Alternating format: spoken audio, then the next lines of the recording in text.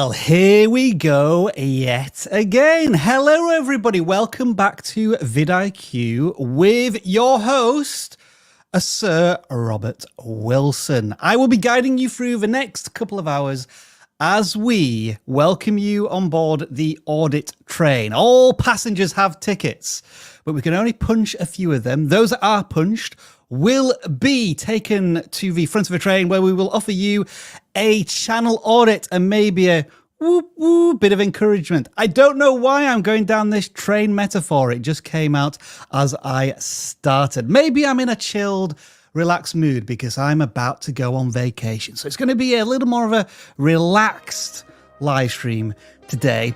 Also, 10 minutes before this live stream started, my wife came into the office and said, "Oh, can you talk about me subliminally so nobody notices?" So this is me attempting that. So why don't you all say hello to Sarah, my wife, in the chat? Because, well, that will really embarrass her. Hey, let's welcome on our co-host. He goes by the name of Dan. What's going on, Dan? Leave a like for Sarah. Like for Sarah. Thumbs up, please. More likes, the better. That's it. That's all I got. That's all you've got, Dan. All right, then. Well, I've just got one thing to do, which ensures that we do go live as planned. That now means we are officially live. And is that for Sarah? That's also for Sarah, yes. Another thing that's also for Sarah is that I have turned into a bit of a narcissist and decided that the best way to do this live stream is with my own merch that will never be merch. And it looks a little bit like this. Yes. Oh, yes. Oh, yes. How did you turn that around so quickly? Amazon, you gotta love Amazon. So yes, folks, you can actually get this kind of if you're a member. Yes, I can see all of a member chat with the wonderful sound effects. So do enjoy that. Give us a yes for Sarah. I'm sure she will love that as well. Otherwise, Dan, what do we typically do here? I've completely forgotten. We beg for likes. There's 167, but there's like 400 people here. So that's what I do. Appalling. This needs to be fixed immediately. Do that while we introduce you to the live stream and how it works in the next 30 seconds of your time. Welcome to the vidIQ channel reviews live stream. Simply fill in the correct form in the video description and your channel will be considered for review during the live stream. Channel reviews are free, so no need to send us a super chat and don't spam us in the live chat. We'll ignore it and you may be put in timeout. If you need a channel audit right now, make sure to check out the vidIQ Coach AI tool that will help you with strategies, ideas, titles, scripts. Link in the description. It's a game changer. If you submit your channel for review, expect the following. We are sharing nothing more than our knowledge, experience and passion as fellow creators. Thank you to all of our moderators who help us out on the live stream every week. You know who you are. Give us a like if you enjoy this live stream, subscribe if you love it, and share it with like-minded fellow creators. All right, let's get started. The typical housekeeping that we have before we get into the channel audit is as follows. We may take occasional breaks to answer your questions about YouTube growth, and those typically come through via super chats. So if you want to get your super chat questions in, we will endeavor to do our best to answer them. Try and keep them somewhat specific to a particular question or topic on YouTube, not just how do I get more views, how do I get more subscribers. They're very hard to answer other than saying make more videos. But we do love your super chats. They do not guarantee you a channel audit in any way, shape or form. Also, you may see in the description that while we welcome all people to submit their channels, and YouTube has a wide welcoming of channels, some of those channels may not necessarily be appropriate for our audience. And if we think there may be some controversial things or images that we're just not keen on for our audience, we'll just apologize and we will have to move on. Other than that, Dan, I can't think of anything else I need to add. Anything from you? Or do I just click on share screen and we start auditing channels? 236 likes. Getting there. We're improving. I like it, Dan. I like Dan's now on the like train and we need to get that resolved as much as we can. Otherwise, let's try and earn some likes by actually doing some live stream channel we'll do audits, some more. and we'll look at them like this. The first channel that's submitted this week in the forms that go public when the live stream goes public is, I will try my best to pronounce this channel, Hayk Videos. I apologize if I've got your name wrong. Looking at the titles, which are either Dutch or German, apologies, that's not my native language. These videos might be a little difficult to audit because we can't really follow the titles completely. But having tried to tackle these challenges for us, Dan, we've got 400 subscribers almost, a channel that posts infrequently, I'd say at this point, but when they do post, they get hundreds of views on their videos. They look like a younger creator. So it's great that we're seeing this person with his passion and they're throwing his creativity onto YouTube. What are your initial thoughts here? So yeah, pretty interesting. It looks like they're trying to jump on some trends, seeing some Mr. Beast content. And I think what stands out to me is that there's one thumbnail in particular that really looks sharp. And that's the latest one. And of course, that is mostly a Mr. Beast thumbnail where they put themselves over it, which is fine.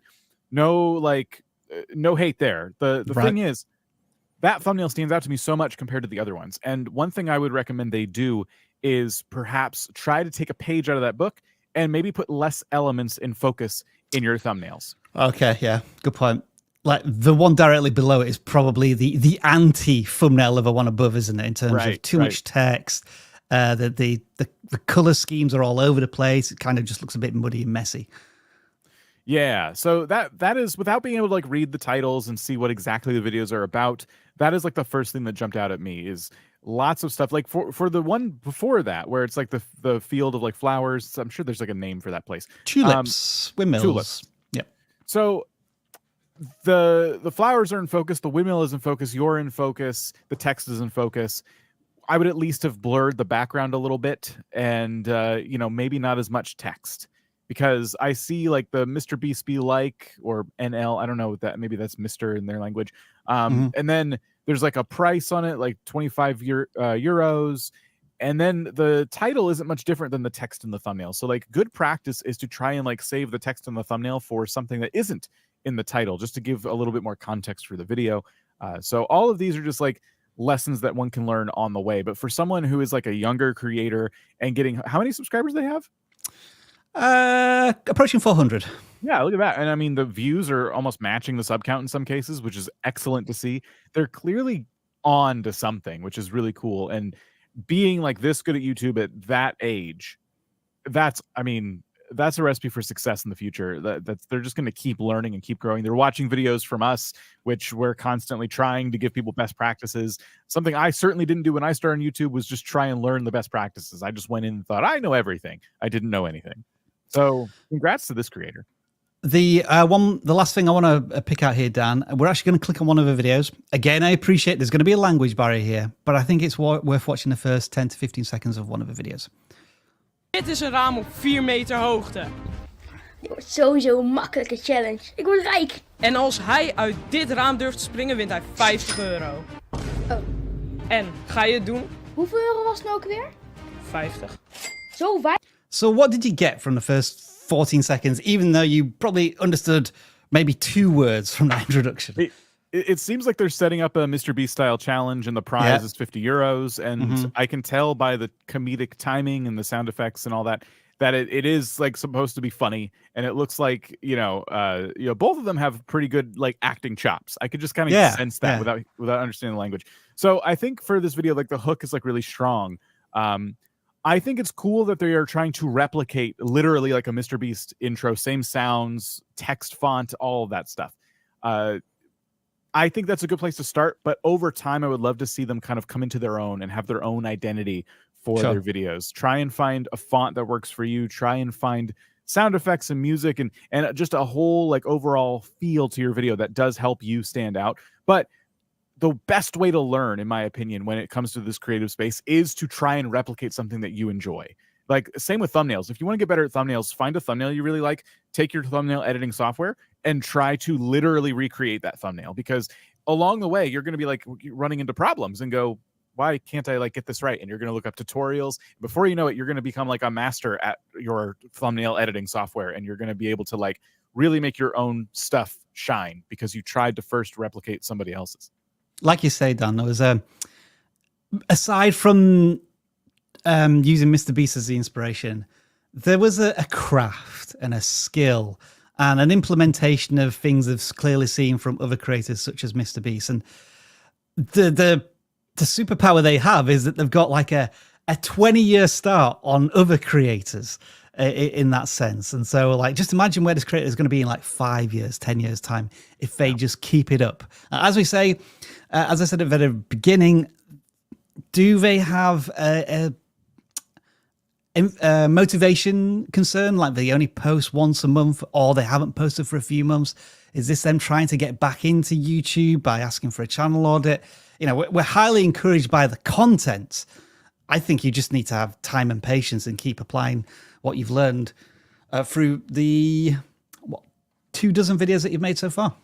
Yeah. Let's move on to the next channel then, I'd say. Yeah, so that was the first channel that submitted on the non-gaming form. As always, we audit the first gaming channel that submitted on the gaming form. And they look like this. Mickelback Gaming, a similar sized channel with 340 subscribers. And they're pretty clear on what they want to share with an audience. And that is WWE 2K23 gameplay. With occasional, I don't know, lapses or like stumbles into completely other random gaming stuff. But I'm going to leave that to the side for 1 second, Dan. Let's just take a look at the thumbnails and the titles of the main focus of the channel. Love the focus, other than the Metal Gear and the Starfield video. Love that this creator is, I'm all in on this one game. And so you're going to start building an audience of folks who enjoy that game as well. And just with the views we're seeing, the view counts we're seeing are probably not where you want to be. But look at the Starfield views versus the one that came after. The video came after, it was a WWE video, and already way more views on that. You've already started to build that community that's coming back for that specific type of content. So take that as a signal. By the way, it's hard to let go of the Starfield thing. I just want to say I am playing that, and I've already found a pretty big like content gap for me that's bothering the heck out of me. And I'm like, I could probably fix this myself, but I'm not starting a channel. I'm not going down that road because I have too many things to focus on. So I'm just hoping someone else comes in and fills it. It's really annoying. Are you going to give this away for free on the live stream, Dan, or are you going to save it for one of your? No, I'll tell you. I didn't want to deviate too far, but basically, if you are making ship building tutorial content in Starfield, for the love of goodness sake, please, please tell people where you built your ship in the galaxy, because certain places have certain parts, and so when you sit down and you do a tutorial and you're pulling up parts that don't come from like the place that I'm in, I'm getting frustrated because I can't find what you're finding. And if you did go to multiple systems, show yourself doing that. Show yourself how you managed to build part of a ship and then go to another system to get the parts you want. Like, these tutorials are so annoying because people lay out all the parts like Legos. They do all that work off camera, and then they don't tell you they did that work off camera, and you're just sitting there trying to follow along, and it's impossible. So that's the content gap I've discovered, is people still don't make good shipbuilding tutorials. And that's, you know, if you play Starfield on your channel, there you go. But I recommend for this channel, you know, stick to WWE. You're obviously very passionate about it. And now let's talk about the titles and the thumbnails. I talked a lot there. Do you want to pick up? You did, yeah. I'll chip in. Thanks for the content gap idea. We assume that somebody within the next 2 or 3 weeks should have 10,000 subscribers on ship module building in Starfield or similar. So here's the thing about wrestling, right? Why do people get interested in matchups in wrestling? And it's typically through storytelling. You know, they build up the storylines every April to WrestleMania for these big matches. If you just start tacking random wrestlers together on matches with no build-up, no storyline, then the audience isn't invested in the match. And it's the same on YouTube, in that this is just gameplay content from a wrestling game of character versus character. At least that's what's been sold or pitched in the thumbnail and the title. And so there has to be some excitement here. Like, what are the stakes in these matches? Or like, did you set up a certain challenge where you could only use a certain move to make it more difficult for you? Because right now it's just gameplay content, and that is quite a dry subject at this point on YouTube with so many gameplay channels that are out there. And then the thumbnails, I think generally they're okay, but everything's all in focus. So the characters are in focus. The pay-per-view signage in the background, well, it's supposed to be in the background, but that's all in sharp focus as well. And so my eye is kind of a little confused as to where it should be drawn to. I think you put a bit more effort into maybe this one where you've done like a versus and you got some numbers here. Maybe you could explain what those numbers are a little bit in the thumbnail. But yeah, right now you are, as I would describe, a gaming channel that's like just another gameplay channel. And there are probably hundreds of thousands of gameplay channels out there right now. So that was just my initial thought here. Like, they've got the focus. Now they need to separate themselves from the rest of the competition. One thing that I wonder when I see channels like this, and there's a lot of these, I wonder why they don't use more shots of the two wrestlers in the ring doing something. Like if you had someone throwing another person and they were in the ring and that was the thumbnail, like that's a lot more exciting. There's like action going on there. But right now these look like it's literally a review of a wrestling match. It doesn't really look like a game to me. And that's going to be a problem for anyone looking for WWE gameplay content. They want to see the game. They want to be reminded that, like, hey, this is the thing that you play and I play. And yeah, Rob, what you alluded to is like perfect, because this is the kind of content where it's like, it's great to start by just doing something simple. Like, okay, this person versus this person, but now crank it up a notch. Can you make it a challenge? I like your idea of like, maybe you can only do like a certain thing. Like what if you could only press the X button?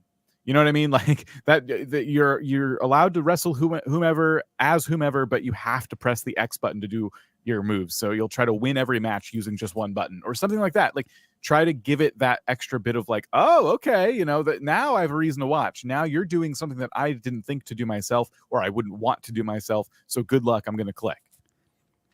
So I've just noticed something a little bit as I've something's triggered here when I went down to these SummerSlam thumbnails. I think what the creator is doing is trying to replicate the actual matches that took place at the pay-per-view live event within the video game itself. So there is that context.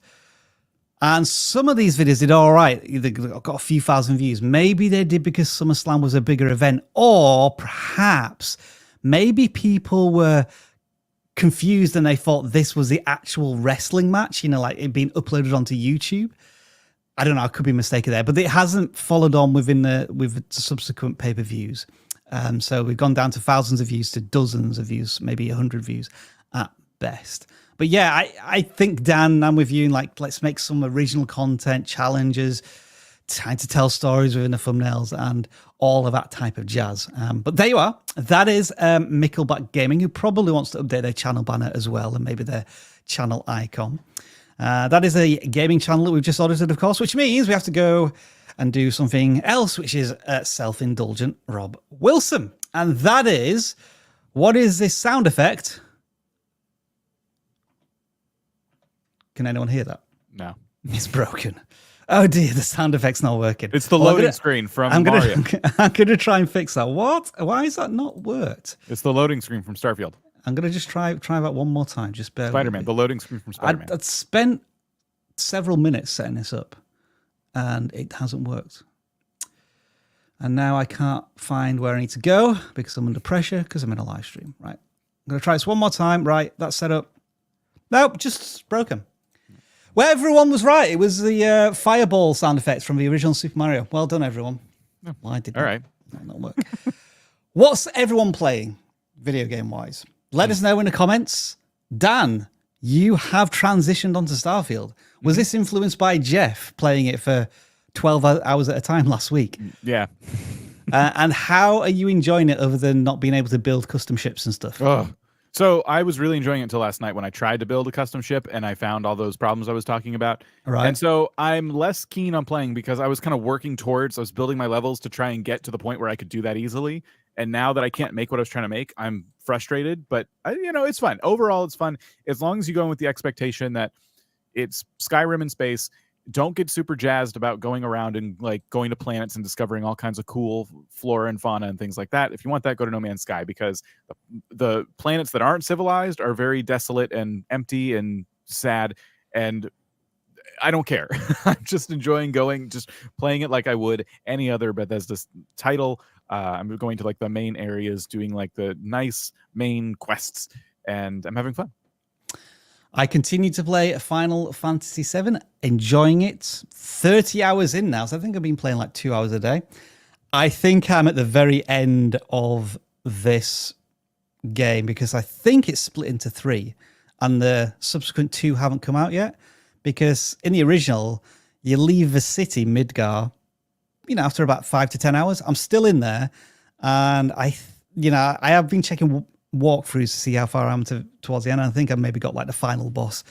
Enjoyable stuff. I have enjoyed it. The story has been excellent. A bit weird and creepy at times, but I've enjoyed the update to the battle system. And I think it's persuaded me enough to try Final Fantasy 16 at some point in the future, probably when it's on like PSN Network or something like that. And so, yeah, sound effects still not working. So I'm giving up. But everybody here is playing lots of games. Great to see. We have one message here. Really not a fan of a remake. Stick to a classic original. That's fine. I think the classic original is good as well. The original soundtrack is still incredible. Like, the original had a really good soundtrack, and they've managed to maintain that nostalgia in the update. Zelda. Who's playing Zelda? Stop it. No. Right. Shall we move on to some more channel audits? Let's do that. All right. So the next channel we're going to audit looks like this. Poor Guy's Coffee. Is that supposed to be a play on words? Poor. What's the play on words? Poor. Oh, You're poor. You're pouring. Like, poor. They should change their name and put a U instead of an O. Oh, that's such a good idea. 59 subscribers, 30 videos. Sure, we can brew that. What are they brewing, Dan? And let's have some initial thoughts. Yeah, I just got excited because this channel like focuses like mostly anyway coffee, and I always drink a giant thing of coffee for these live streams, and I do love a good cup of coffee, and I love channels that are like focused in the space, because it's a pretty fun space to be in, especially if you enjoy like tech products that specifically make coffee. there's like countless coffee makers and stuff that you could potentially review, and different roasts and blends and this and that. So I was pretty encouraged, but obviously, like, as we look at this channel, there are some things that are standing out that could use some improvement. There is some room for improvement. Although, despite that, hey, this is like fantastic views for 59 subscribers. It is. We're seeing thousands in some cases on these videos. So you can tell they're in the right space. They know their stuff, which is really cool. But what I was going to encourage you to do, Rob, is like maybe just like look up, take one of their ideas for a video, look it up, see if anyone else has done it, and like let's see what other people do with their titles and their thumbnails. All right, yeah. We'll go for the latest one. So it looks like this is like an Aldi brand coffee maker that they are reviewing. Interesting. When you see these thumbnails, who's the star? It is always the coffee maker, and they'll throw the Aldi logo in there and stuff like that. But it's really, really like the ones at the top, especially were more relevant. It was a really clear picture of like coffee maker and like who made it. And I already know without reading the title that someone's going to be talking about this, because when you buy a coffee machine from like a store like that, it's kind of like, okay, is this any good? And I think it's great that they kind of jumped on that, but they seem to have a habit, I guess, of like putting themselves in the thumbnail, trying to put a lot of things in the thumbnail, leave a lot of room for text. The thing that is not the star in their thumbnail is the coffee maker. It's under his arm, and it's like really tiny. Yeah, the whole thing is very, very, very tiny. So just some general tips here for any channel out there. Especially when it's going to be like a product review or something, and a lot of other people have done it before, like go out and see the other videos. I know looking and seeing someone else do something that you want to do might feel like, so many people have done this already, but that is okay, because that just means your videos could be recommended alongside theirs. It means there's a demand for that content. So don't worry about that. What you should worry about is like, I want my videos to get clicked on over theirs. So you should look at their thumbnails, their titles, and go, okay, cool. How do I make mine better? than this? What can I do? Like, everyone's covered this aspect of this product. Maybe I can look at it a different way. Maybe I can do like a month later, like the blah, blah, blah coffee machine 1 month later. There's other content ideas there that you could be looking at. So definitely do that content research ahead of time. I'm just kind of circling here, Dan, what the hero of a thumbnail should be, and like how a little presence it has on these thumbnails, typically speaking. And I mean, if you were going to start a foundational coffee machine thumbnail, it would be the machine itself, and then maybe the perfect blend from it. You know, an image of a cup with a little bit of steam coming off, and like, I don't know if you've got the talent to what do we call it? Baristas who like draw pictures in the coffee or whatever. Yeah, you know, that type of thing. To give it more of that like flavor, to use a coffee term, so to speak. So but you are the one you put a question mark on, Affogato adults only recipe. It sounds like they put alcohol in it. So the slam dunk there would have been the cup of coffee with the bottle of liquor that you put like just side by side, and that's your whole thumbnail. And then the title can be, even the title works. And that video in particular got good views, but to level up, that would be like one direction you can go.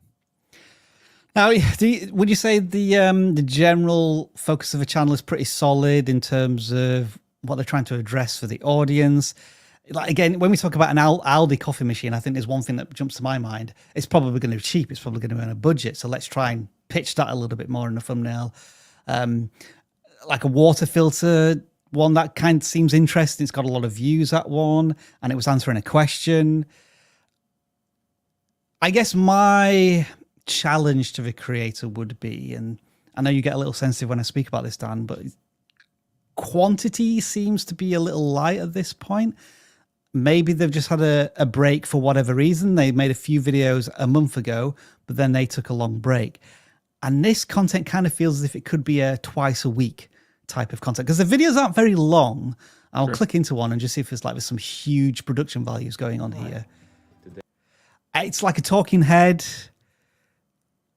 So I don't think there's too much editing going into this. I can't imagine these take us. Okay, that's interesting. Takes a significant amount of time to make. So why is the creator not really, I'm not going to say going all in with this, but like committing a little bit more to the content? It's a good question.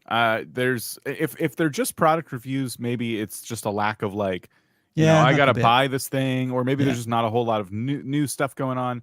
There's got to be, though, other things. Like, I've seen a lot of channels review different coffee makers, and they don't just do that. There are other things that they do. And a coffee maker review on a coffee channel is a great way to bring some new eyeballs to the channel, but you can also have that audience start to build. So the review content brings in the new folks. What do you do for the community that's already there? Is there something else you can do? Like, is it a matter of just trying different blends, or I don't know. I like coffee, but I don't know all the terms. But there's probably other aspects of this hobby that you can get into that also make for good content. Oh, what's this? I've just got a text here. Oh. Why have we not got many likes on this stream, Rob? You're pathetic and useless. You must do better. Love, Sarah. Oh. Harsh, but fair. And true. And true. Folks, please fix that for us, please. Shall we do some super chats, Dan? Okay. I think we have a lot. We have a lot. Already got quite a few in there. So yeah, let's see what we've got. As per usual, you'll get sound effects if you become a member, or you'll just get this for 20 ARSs. I have no idea what currency that is, but we are very grateful for it from Depolar 2000. The next super chat, Good Nuts opinion. Using YouTube's new feature to get people from shorts to long form, I created a trailer for my long form video and noticed a 44% increase in views from doing that and adding that link to several shorts. That sounds pretty encouraging. Congratulations. Keep it up. Was it just a true trailer, or did the short have some value in it itself? Because usually we would say, let's try and have a short sell itself, stand on its own 2 feet, and then be able to link to a long form piece of content. But if it's 44%, that's brilliant. I think I only got 11% when I tested it. Good job. Nice. Mental Health Mondays. What do you do on today then? I'm curious. If it's just on Mondays. Do excessive tags hurt your videos? You all right, Dan? Are you blinking a little bit? Yeah, it's something in my eye. Okay. I would say, where are you putting the tags? When you say excessive tags, I worry that you're putting them in your descriptions and stuff. Yes.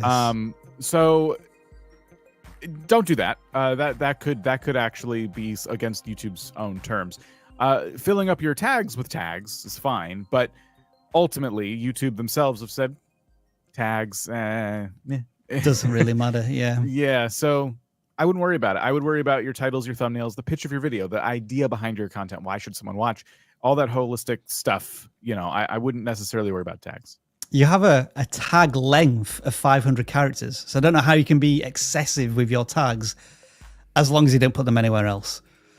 Next question comes from DD Aerial Photography. Earn my like. Huh. I can't be bothered. We've got plenty more people watching who will give us likes. Gaming Demon 666, you have just become a member. Make sure to vigorously use this emoji. Dan, we need to get you a shirt with your own emoji. When's it going to happen? I know. Next one we have is another new member as well. Sharon McFelt Money Tips has also become a member. I love it. Glad you could join us. 25 AEDs. That's another currency I've not come across before from Outside the Unbox. Can a tech unboxing channel gain sufficient subscribers with no voice or face reveal? I've been able to gain 170 subs in 2 months. I'd say that's a very good start for any channel, irrespective of whether you're faceless or like a AI channel, etc., etc., etc. That's a good start. You're kind of proving that you can. We would have to, I guess, see what the content is and how it differentiates itself by being faceless and voiceless. I think in the tech industry, you probably can have more of a license to just be creative and do something which doesn't necessarily require voice. I think the ultimate answer here, Dan, is yes, you can succeed in any way, shape or form on YouTube if there's an audience for it and you execute on it with the best content. I don't know how else to add to that. Yeah. Good luck. 15. For 15. Design Burst. Would it hurt our channel if we switch from interior design to designing a subscriber's small apartment? Someone requested this in the comments. Okay, so that's interesting. I think it would still be interior design, right? Because now you're just interior designing for somebody else. And that could be a good way, especially like if you're designing your own space, eventually you'll have designed your space and you'll run out of space to design. So it could be a good way to kind of like find some more content and some more ideas. You could review other people's spaces, kind of like we review channels, and then you can give some tips based on like what you're seeing. So that feels like the same kind of content to me if indeed you are doing interior design ideas already. Now you're just kind of taking someone else's and putting your own take on it. You know what it may end up being, Dan? Community content, whereby it is really valuable and interesting to a certain section of your audience, but in terms of broad discoverable appeal, maybe not as much. And that may see the video get far less views and you feel a little demotivated from it, but it has a higher impact on those who watched it. So that's something else that you also need to consider there. Moonies with a currency that is not registered by my character set or StreamYard's character set. General question, some of my videos get great stats. 16% plus click-through rate. That sounds pretty impressive. A large amount of views, and then after 24, 48 hours, YouTube just kills it. I know it's hard to answer without seeing my channel, but have you any suggestions? It's the one thing we don't know is if it's longs or shorts. I will assume it's a long form piece of content because it has a high click-through rate. My only guess is that it's news content, which is very disposable. So it's trending and interesting for a very short amount of time. People click on it and then it's done. It's flatlined. They want something else. They need to be fed something new. But other than that, Dan, I can't think of any better suggestions and ideas other than maybe the click-through rate's good, but the audience doesn't like the content, so the audience retention is terrible, and YouTube sees it as somewhat clickbait content. But again, we're speculating at this point.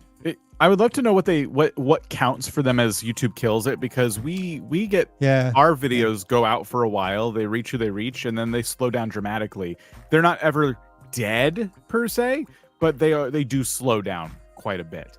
So it's just kind of a matter of like, you've reached the folks that you tend to reach with your content, and it's having trouble breaking through to a newer audience, which is like why everyone's here in the first place, right? We all want to like reach as many people as possible and grow that larger audience.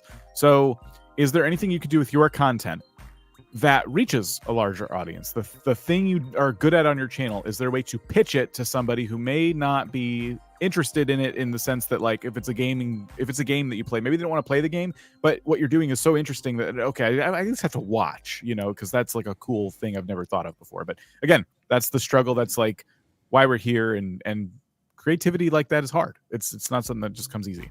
Here's a quick example of I'm gonna have to hide a question of like this is a news update, so we know it's not going to have traction over a long period of time. It's going to get the audience it gets maybe in the first, in this case, 6 days, and then YouTube's killed it. There's no one else to share this with. It's old news. People are not interested. So yeah, creator intent and also viewer interest are things to consider. Next question, React 100. I've grown to 7,300 subscribers in 2 months. Wow. So we had one channel who got 180 subscribers in 2 months. This is a channel with 7,300. That's incredible. But don't worry, like if you're in between or under those numbers, everybody grows at different paces. I submitted to a forum to see what you all think, and I love all your videos. Well, congratulations on the incredible growth. I don't think you need our help if you're growing that fast, to be perfectly honest. Share your knowledge. React 100. I want you in the chat right now to give everybody your one piece of advice to all creators that helped you grow that quickly, because that's incredible success. Melted Cinema, who's also a member here at vidIQ. The YouTube copyright section is showing 17 channels re-uploading my YouTube videos. Some 100% matches. Should I request removal? Any drawbacks? Yes, there are drawbacks. You can do that, and you're within your right to do that. When you do it, you are entering a legal process. You have to put your legal name on that request. So if you're trying to obscure your legal identity, you're giving it to all these channels, and they get to see all of that because you're challenging them, legally speaking. So you can't like do that and also be Melted Cinema. You know what I mean? That's the drawback. That's why this is like so frustrating.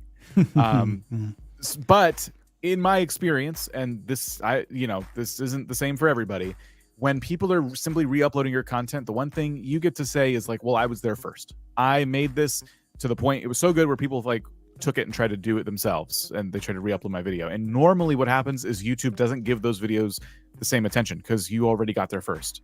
But that's my experience. That doesn't mean it hasn't happened to others where someone else re-uploads the content and it gets more views. That's happened too. So I don't know what the back end looks like, but that is, you asked about drawbacks. That is the big drawback. Another couple of things to consider is you can email the creator first and just kind of politely say, you have re-uploaded my content. I would politely ask you to take that down, or I may have to take further action. Also consider, because you say you're Melted Cinema, are you using clips from elsewhere? You know, you might be using movie clips, rightly so, through transformational content, but then does that kind of muddy the copyright equation even more? I don't know, but I think, Dan, you kind of addressed this correctly, whereby once you do a copyright takedown request, it can potentially go beyond YouTube, because it's now becomes kind of a legal conversation, as well as YouTube policing creators. All right, next question, and then I think we'll go back to some channel audits. This is Salad Days Creation. I show how I make band posters and stickers using Canva. My main purpose is to drive traffic to my Etsy shop. What are your thoughts on that? Okay, so I'm trying to think. What are you? Okay, so it's about making something that other people want to buy. It's kind of like making a video that other people want to watch, right? So make videos with those products that are interesting to people. I'm struggling with this one a bit, Dan. Yeah, I am very much struggling. So I think obviously the principle is great in that you're trying to take control of your financial future by creating these products and showing them on YouTube. So like it's free advertising for you. And if people think, whoa, these posters are cool, I want to buy one of these, no problem. I'll click a link and I'll buy it. Yeah, you may sort of end a session watch time, that sort of thing. So there are kind of algorithmic implications for your content. But if people are buying your products, hey, that's, I think, ultimately what a lot of creators want to achieve. I guess my counter to this is it can't just be about selling products. The video itself has to have some value. So is the value of the video how to teach people to use Canva and create interesting arts of work? And then the payoff for you is maybe 5 to 10% of the people actually love the final product and they want to buy it. That's kind of where you have to have that discoverable element to your videos. Dan agrees. Yep. He agrees 100%. And so we'll bring our super chats to an end right there. But don't worry, folks. We're going to do more later on. What we'll do now is audit our next channel, which actually comes from our Facebook group. So on occasion, Victoria, our excellent community manager and accent extraordinaire, like just give her an accent anywhere in the world and she can speak it. It's incredible.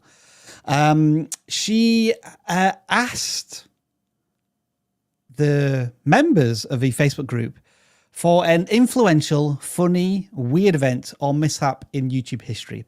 And Voluptas ASMR gave us a grand answer. And I'm going to invite Dan to read it out for me, please. Yeah, well, first of all, they would love a channel audit. Well, congrats. I don't know. You're going to get one. I don't know about funny or interesting stories, but for me, the single greatest accomplishment for YouTube is the sheer amount of information presented and shared with the world. You can do anything. If you want to learn how to be a blacksmith, paint, fix a car, wire an electrical outlet, anything is at your fingertips. I've joked with people numerous times about the fact that you can basically build a house from the ground up watching YouTube videos. How powerful is that? Which is true. You know, everything I know, I'd say about 50% of it I've learned from YouTube. Yeah, folks, let us know in the chat what is one thing that you've learned from watching YouTube videos. And my honest answer is I learned kind of how to educate people about YouTube since I watched a lot of Tim Schmoyer, Daryl Eves in my youth. Let's audit this channel, Dan. They're called Voluptas ASMR. I think it's been a long while since we've looked at a ASMR channel. And content is posted daily.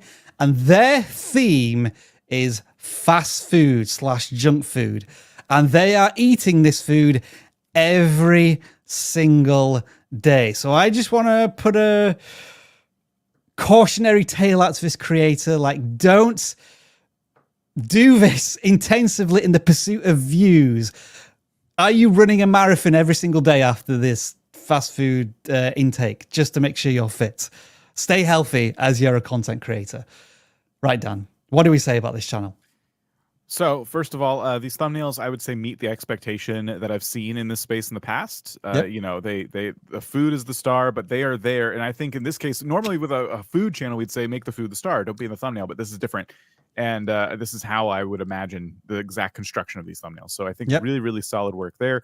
I think the work they've done on like making the food stand out, really saturated and everything like that looks good. So those are the positives I have to say about the thumbnails. I would say that too many logos. 4K, Burger King, and then the name of your channel are all on the thumbnail and all drawing my eye, especially the Burger King logo. And for some reason, maybe because of the red on the black background, but you gotta stop with the logos. Like Burger King, I get because you went to Burger King, but the 4K and your channel name especially, it's just like more distractions. Like simple thumbnails is what I'm all about. So what about the fast food chain logo? Do you think we should get rid of that as well, or is that acceptable? I get it. It's just for some, maybe it's just because that logo is so red. That one in particular, the Pizza Hut one seems fine. I don't know about the one after it. I see the Panda Express logo, so I guess that's fine. It's just it's one more thing to worry about. If you have to put that in there, cool. Get the other two logos. Just we don't need those. If your video's in 4K, let people just be surprised. Oh, cool, 4K video.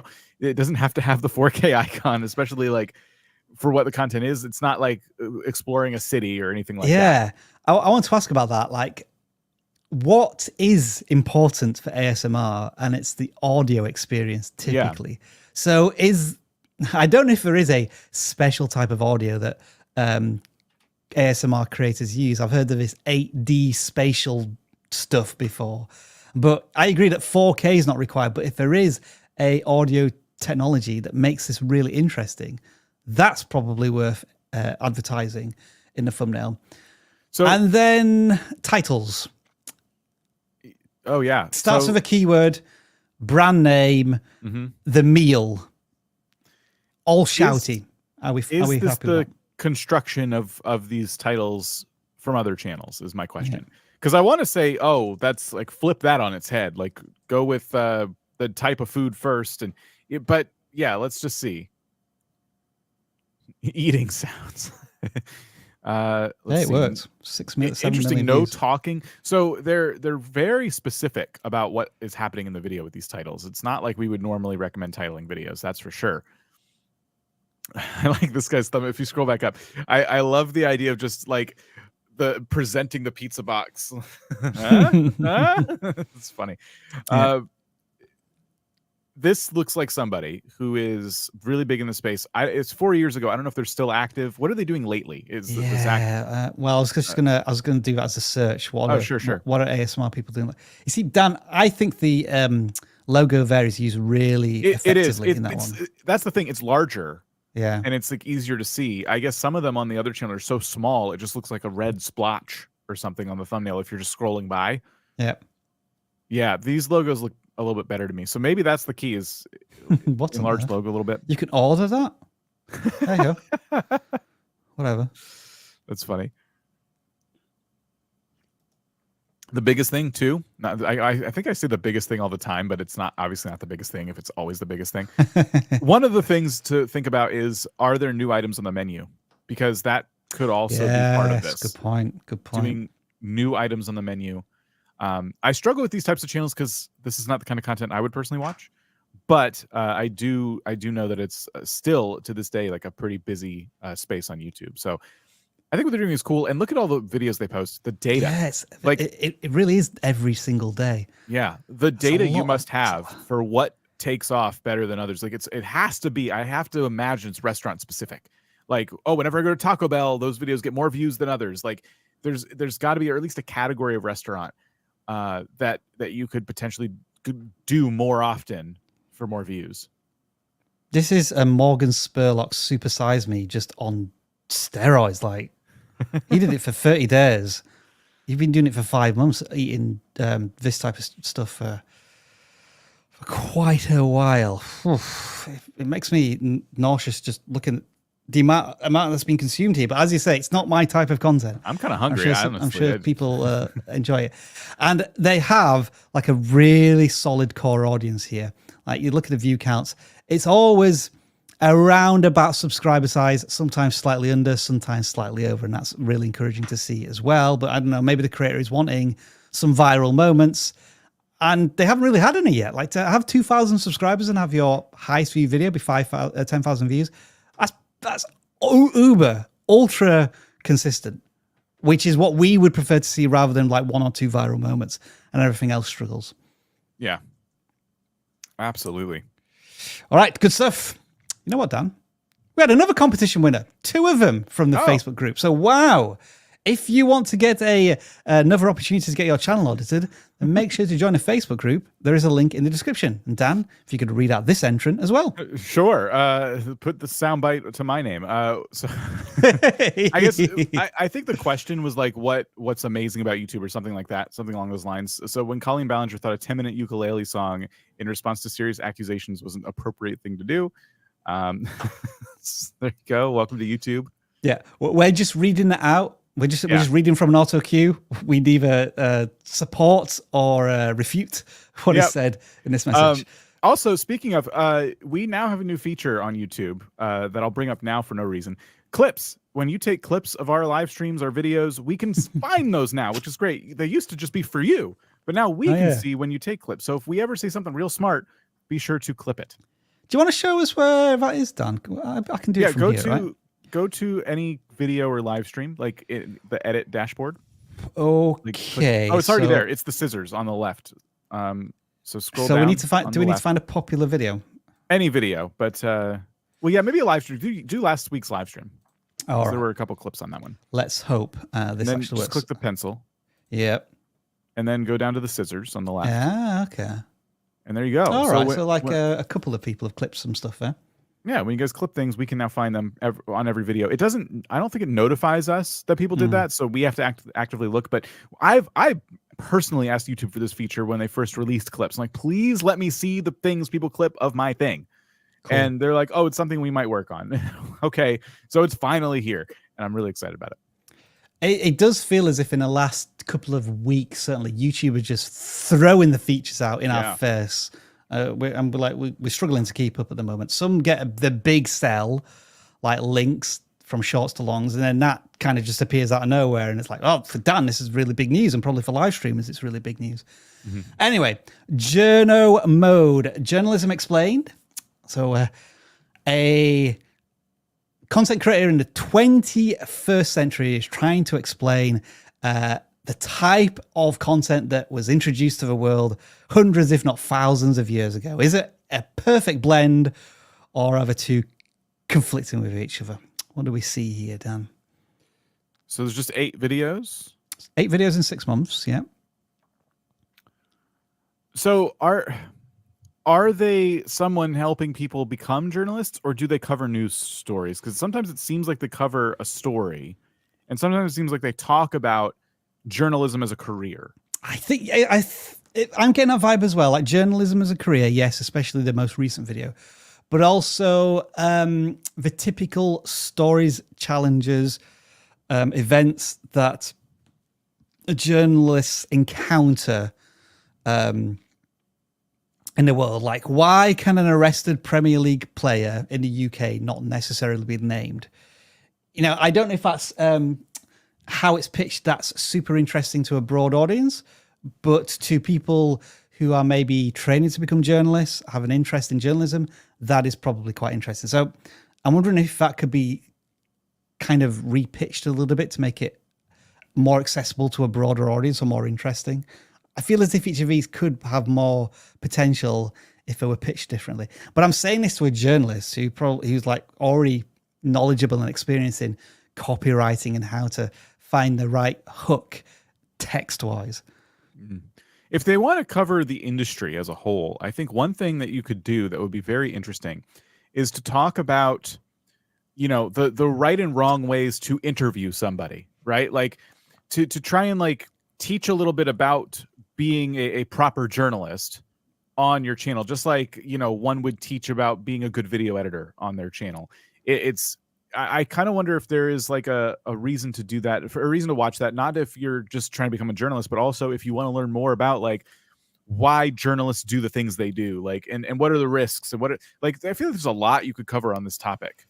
And like when I see the video with 5,000 views, like how King Charles built his own toy town, and it's like, you know, King Charles playing Sim City, like that's an interesting video, and it's not the same as what I was just talking about. That's like you telling a story, like a little documentary. So that's 2 different channels to me. Do you want to talk about journalism from a zoomed out perspective of being a journalist, or do you want to do little documentaries like that?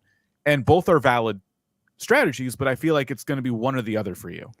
There's another one here, Dan, the 37,000 view one, which again doesn't feel like it's from an exploration into the journalistic side of this. It's just a story in its own right. Now, maybe the content is from a journalistic perspective, but the packaging feels very different and probably appealing to a very different audience. Yeah. So it's interesting. I've never seen this type of channel before. And a journalist being on YouTube is kind of an interesting clash of media in one sense. I just don't know if there's a huge audience for journalists wanting to learn about journalism on YouTube, or maybe I'm completely misreading the room here. People like stories, though. Yeah. And if you are a natural storyteller and you can, bring people into these types of worlds they never really were looking for in the first place, and they're like, oh wow, that's fascinating. That's what makes a fantastic YouTube channel. And I think your journalism experience could help set you apart, especially at a day and age where on YouTube, you've probably heard us say this in other growth channels as well, like storytelling. We're like robots that just keep uttering the word storytelling. Like, it's true. Like watch time and telling stories, like it's all very, very important for the like viral success of a video, right? So you have that skill set. You could use it for that, or you could teach. You use it to teach. It just feels like two different things. And the channel... I'm sorry for not understanding the content, by the way. Like there's a chance that like we have this way wrong. The channel has gone through the whole gambit of creator emotions, in that they've had some viral moments for them. This one video that's got 40,000 views. Another video that's done pretty well with 5,000 views. A video here that just compared to everything else is completely tanked with 28 views. And then others that are kind of running the norm for their channel size. Mm-hmm. So you're kind of gaining a lot of experience here in terms of what does work and what doesn't work content-wise. Anything thumbnail-wise? For me, the text is a little bit too small on some of these. There's like sometimes no contrast between foreground and background. This one certainly has too many elements in terms of text. And then all of these, I know you're trying to reflect all of the different people who had an opinion on this, but it's just from a thumbnail point of view, it's probably just too much for me to try and decode in the short amount of time that I'm going to be looking at a thumbnail as I scroll through the feed. The best thumbnail by far, in my opinion, is the King Charles thumbnail. Because it tells the story already. Like the story starts being told in the thumbnail. Whereas the latest thumbnail, how to break into journalism, is too clever. Like the broken glass and stuff. It doesn't really, and the word break is almost impossible to read. It doesn't really help me understand why you're making this video compared to, when I compare and contrast those two thumbnails. Yeah. That is Journo mode. I hope you found that audits useful. Please don't write a story about us because we won't be able to defend ourselves. Like, it can be a hit piece on us and you'll be 100% accurate and there's nothing we can do about it. And don't use clips on our channel for evil. Yeah. Shall we go to the CLAAAW, Dan? Okay.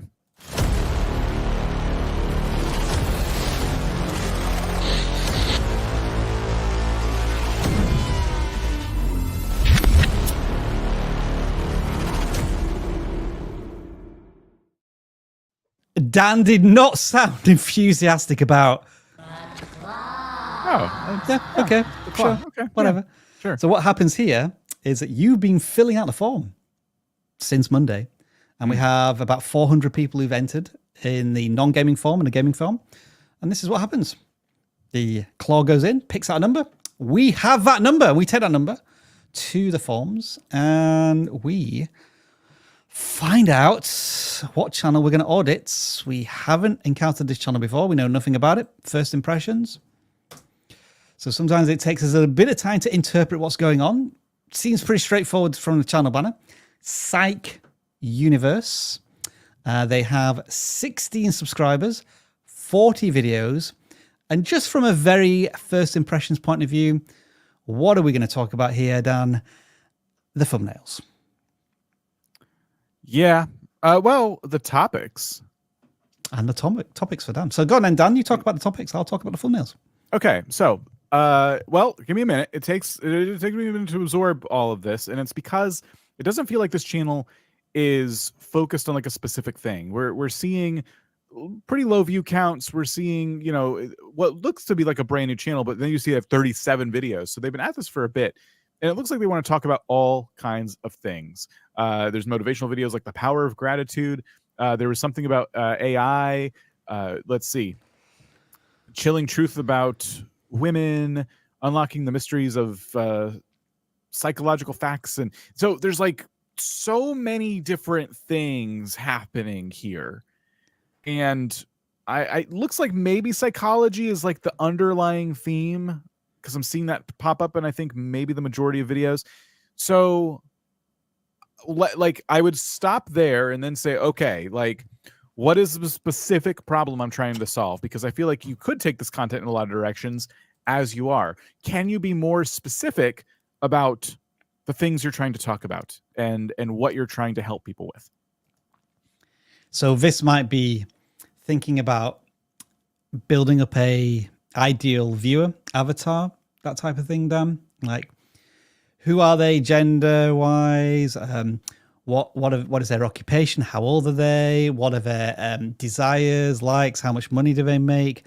What is stopping them from succeeding in their goals? You know, I think those would be the key questions to ask here. What does this particular person want in their life? What are the obstacles? And if they can't get what they want, what are the stakes? What's the consequence? And it could be completely different for a person who's pregnant than a person who's scared of spiders in that sense. I think another thing we need to ask as like potential viewers, hypothetically speaking, if we were like looking for this content, we found this channel, are you qualified to speak on what you're speaking about? Because, you know, diving into psychology that's a whole field, you know? So in your about section, whatever qualifications you have, that's also really important to point out, as well as in your videos. Like, I'm so-and-so, by the way, I have this degree or whatever. Like when it comes to like talking about this type of content, oh, okay, maybe don't watch this. Super important to be upfront about like your qualifications.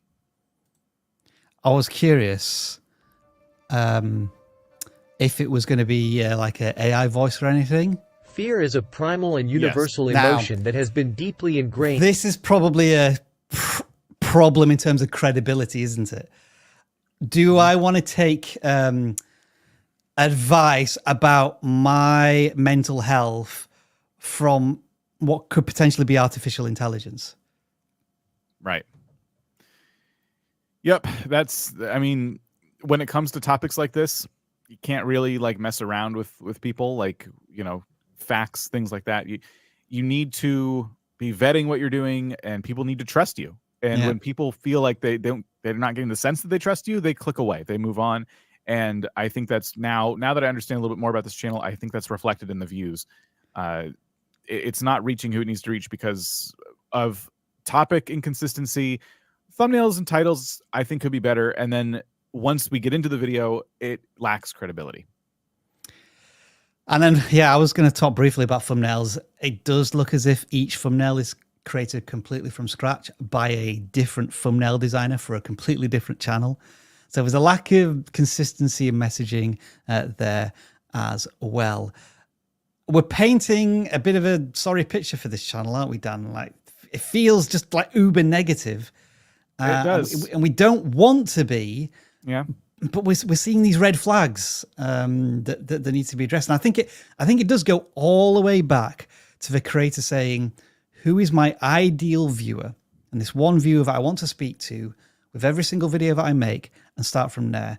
And I think both Dan and I agree, it's that trust and that credibility, that compassion, that empathy, that emotional connection, and the way these videos are pitched, both from a thumbnail and title perspective, and the content itself seems to be devoid of those key elements for this audience. Yep. And the in competition, my opinion, the competition in a space where you're trying to get, like, potentially, we don't know, but you're trying to get AI to do the majority of the work. I mean, it's really easy to break into that these days. So putting your human self in videos is becoming more and more and more important. Let's take another channel. This is a gaming channel. They're called JayFromMars, and they are a Let's Play channel. We've audited many of these channels in the past. They have 29 subscribers, 36 videos, and they're going through the same journey I went through about a month ago, playing the excellent God of War Ragnarok. So, yeah, really cool to see the consistency. They have, you know, it looks like they post pretty regularly, and they've so far they've stuck to one game from what we can tell. It looks like maybe they play a game and finish it and then go to another game, which we see quite a bit. Length of the videos is quite long, which can work in the gaming space, but ultimately, I do ask myself the question, why would I watch? And I'm not trying to say that to be mean. I'm just to help this creator understand. When I pick up God of War as a player, I want to watch someone play it. Like maybe I'm a fan of content about this game. I want to see something that I can't get myself just through playing the game. And maybe I can see they have a face cam and everything. Their experience with the game is going to be different from mine, but the titles and the thumbnails don't point to that right now. Yeah, it's just great point. They're kind of titled like chapters of a book. And they're not talking about like a specific reason why I should watch this specific video, because it looks like just the gameplay experience I'm going to get when I'm quietly playing this game in my own living room. So that is key for channels like this. Like you can do like a playthrough, but I think it's important to consider, like, could I do this playthrough differently? Could I give myself a different type of challenge or theme that helps me stand out? And I know that you probably just want to enjoy the experience. You may not want to put some kind of extra stipulation on yourself, but I'm telling you, when it comes to like YouTube gaming content, this is like where it's the most competitive. I'm going to turn on the camera. I'm going to press record. I'm just going to play. I'm going to react to things in real time. Great for live streaming in your regular community, but when it comes to like a video series, it's so game changing when you up the stakes in some kind of way. And that's what I would encourage any channel to do that kind of looks like this, right? Where they sit down, they play a game for a while, and they beat the game and they go to another game. Like, you could end up stuck in that hamster wheel for a very long time, but do something a little bit different, try and stand out in a different way. And now suddenly we're talking about like a totally different channel. The interest for this game as well was like here 8 months ago, 10 months ago when it was released. Now it's probably much lower. It's probably always going to be interest because there's people like you, there's people like me playing it. But the content is already so well established on God of War. Like, does a creator want to watch yet another Let's Play on this? And as you say, Dan, cutscene thumbnail with game logo, title of maybe a chapter that the player is playing through, plus game, plus part number. It's been done many, many times before. And we just encourage you to try and think outside of a box in some way. You have an outlier. There is one outlier here, which this video, for some reason, has 500 views. I have no clue why that is. Let's just check. It only has 2 likes and no comments. So I don't know why that video has got more views than anything else.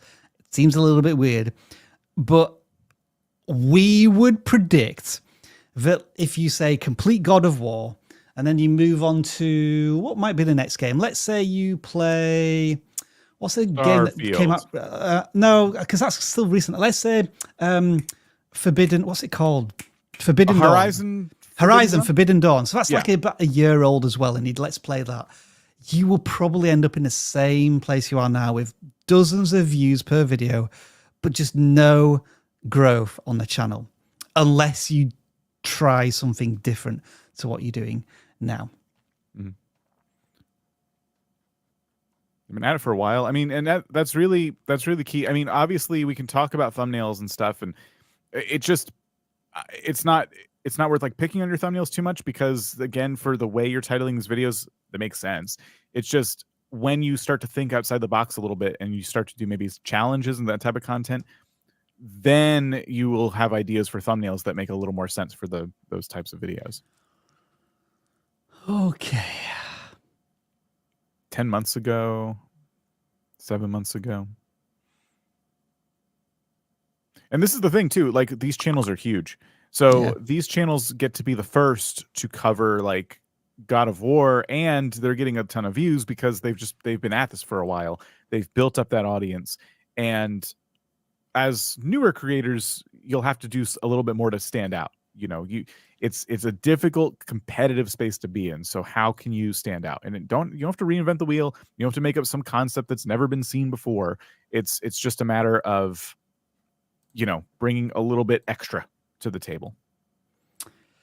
Just seeing if anybody else is doing Ragnarok Let's Plays at the moment. This is all stuff in the past. Looks like this is all stuff in the past week.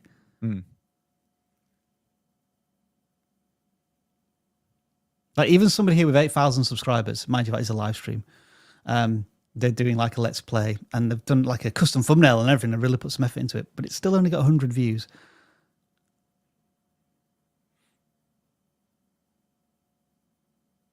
Wow, 13,000 subscribers and only 4 views. That doesn't look right. Let's just check. I'm curious now. I want to just check into this channel and see if what's going on here. It's like even a big channel with a lot of, well, I'll say a big channel, relatively speaking, has a lot of subscribers. They're just doing a Let's Play with part numbers, and they're getting no traction whatsoever. And this is why I didn't talk about the thumbnails, because even in this case where in my opinion, these thumbnails are a bit better. Yeah, it's the topic. It's just not resonating with people as much, because it literally just looks like someone's going to sit down and play the game. And that's probably exactly what they're doing. But if they're doing something else, like, we wouldn't know that without clicking on the video. Anyway, sorry, I was getting sidetracked a little bit there into Ragnarok Let's Plays to try and find a comparison. But that is JayFromMars.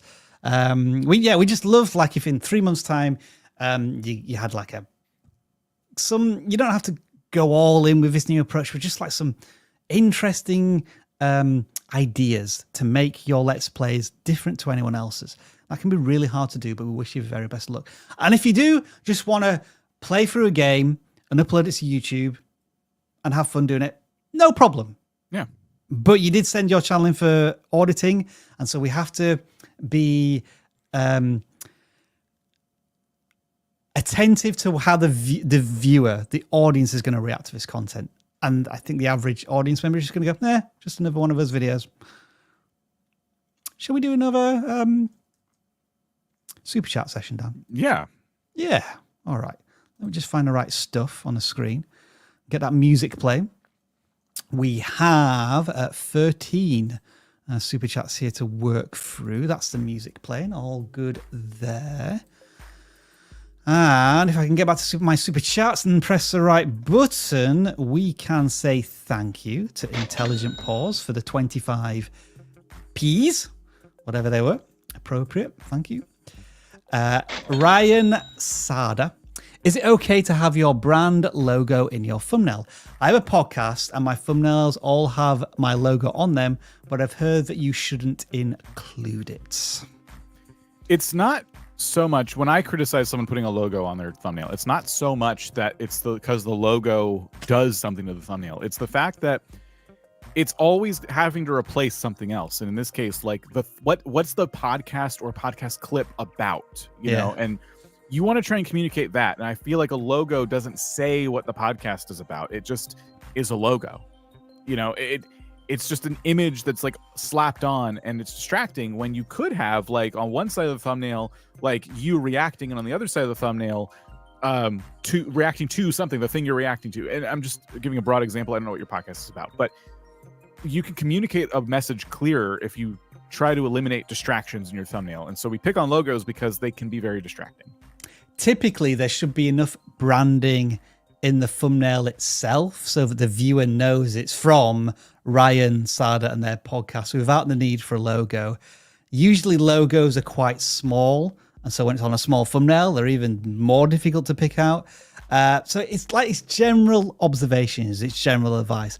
There will always be exceptions to the rule. But as Dan says, the logo is taking up, I guess, eye time when somebody's looking at a thumbnail, and it doesn't serve any purpose other than to tell you a what. And there are things that could tell you a why and create an emotional trigger, which are likely far more valuable in that thumbnail. Thanks for the question. Syrup Root. Hey, I'm a Roblox channel. Dan, I hear Roblox is coming to PS4 or 5 or maybe Xbox. Wouldn't that be terrifying. Anyway, does tutorials and guides. I try to upload new long form videos every day, but how could I do better to get more views? I'm going to say something controversial and say less videos. And I say that because I know what it takes to upload daily, especially gaming videos, tutorials, especially too. You're having to research all that and come up with guides and explain them well.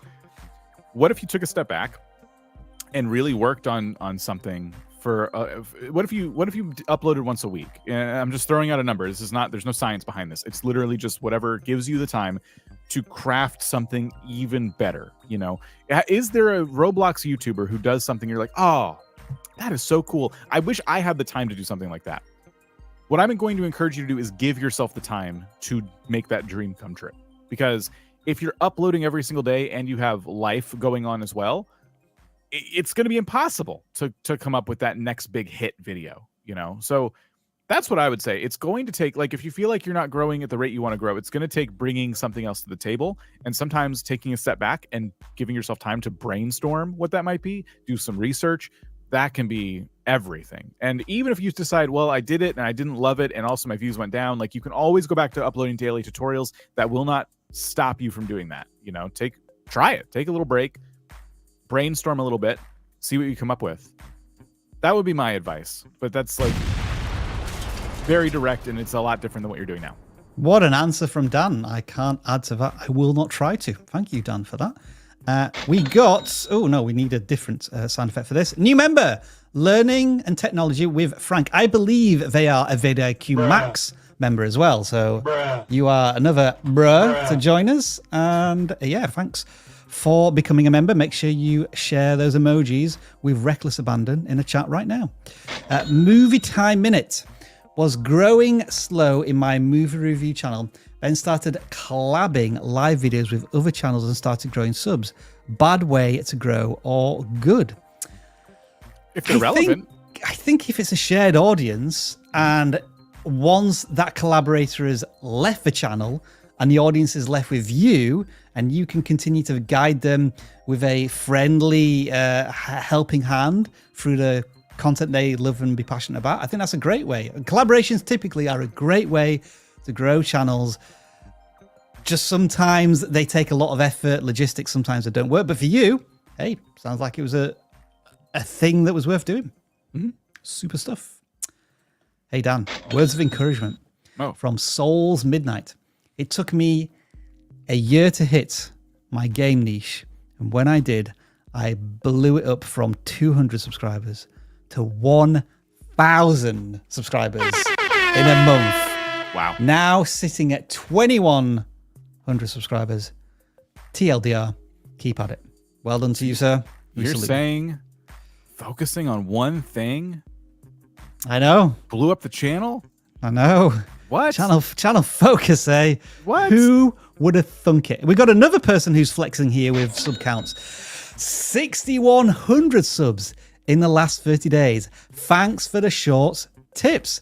Maccabee Speed, you are more than welcome. Congratulations on your success. Are you going to use the link from your shorts to your longs? Let us know in the chat. But you don't have to do it through super chat. I'm just asking a general question. Oreo Puppies. Been working on this stream for 10 years now. I'm struggling to niche down to one topic.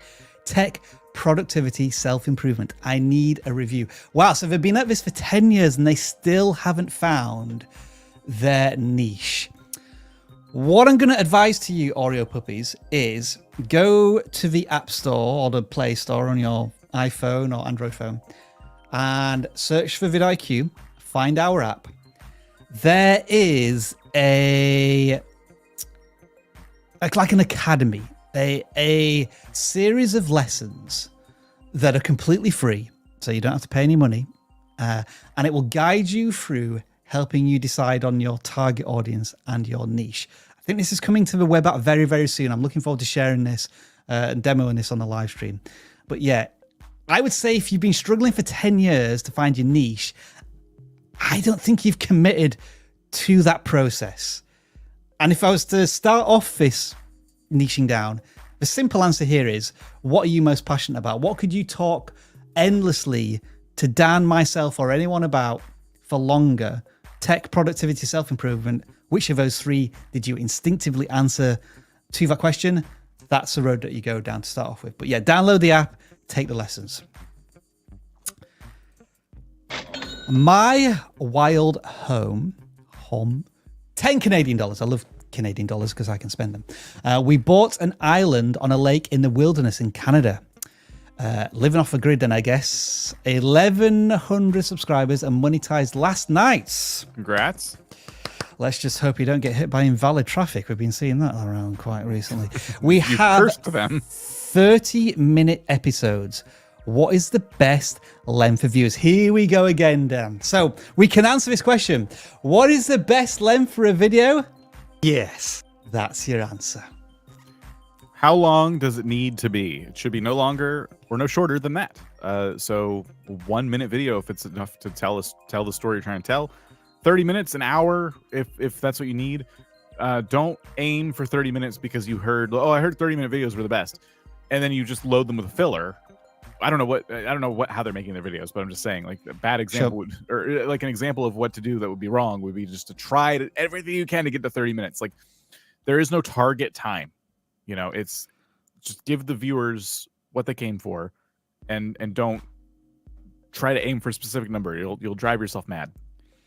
All right, I'm going to get everybody to help us answer this next question because it's quite funny. Treasured Lawn, noticing that I have a sharp drop in retention after my splash screen intro. Should I just drop it? Yes. Yes.